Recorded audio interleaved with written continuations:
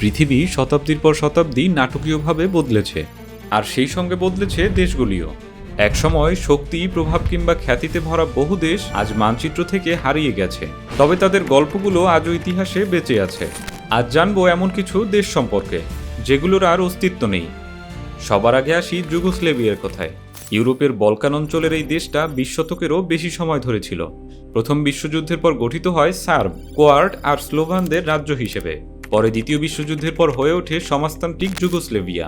কিন্তু জাতিগত দ্বন্দ্ব আর রাজনৈতিক অস্থিরতা 1990-এর দশকে রক্তক্ষয়ী যুদ্ধ ডেকে আনে।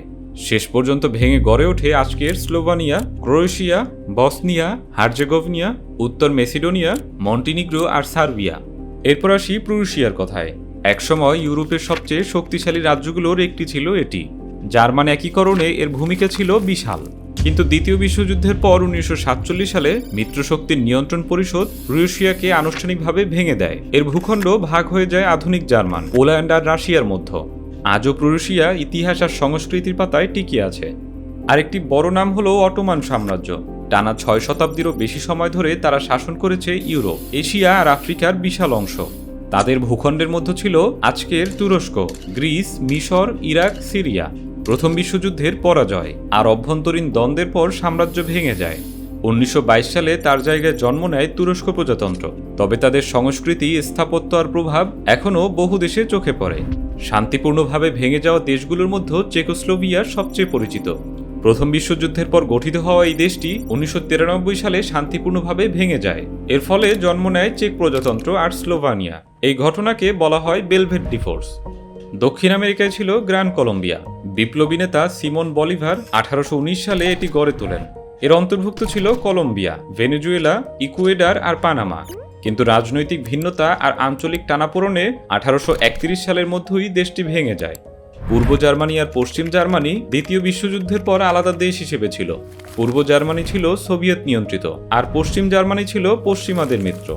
বার্লিন প্রাচীর দুই দেশের বিভাজনের প্রতীক হয়ে দাঁড়িয়েছিল। কিন্তু 1990 সালের প্রাচীর ভাঙার পর ঠান্ডা যুদ্ধের অবসান ঘটে আর জার্মানি আবার একীভূত হয়।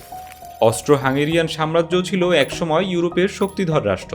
এর অন্তর্ভুক্ত ছিল আধুনিক অস্ট্রিয়া, হাঙ্গেরি, চেক প্রজাতন্ত্র, স্লোভাকিয়া এবং আরও অনেক দেশ।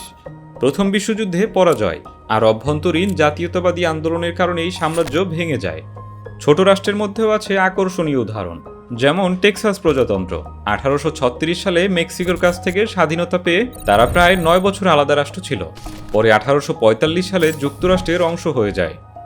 আরও আছে নাইজেরিয়ার বিয়াফ্রা, যা 1960-এর দশকে আলাদা হতে চেয়েছিল। পূর্ব পাকিস্তান, যা 1971 সালে রূপ নেয় স্বাধীন বাংলাদেশে। আর হিমালয়ের ছোট্ট রাজ্য সিকিম, যা 1975 সালে ভারতের সঙ্গে যুক্ত হয়।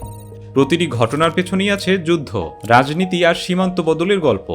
এই হারিয়ে যাওয়া দেশগুলো আমাদের মনে করিয়ে দেয় পৃথিবী কখনো স্থির নয়। সীমান্ত বদলায়, দেশ জন্ম নেয়, আবার হারিয়ে যায়, আর ইতিহাস নিজেকে নতুনভাবে লিখতে থাকে।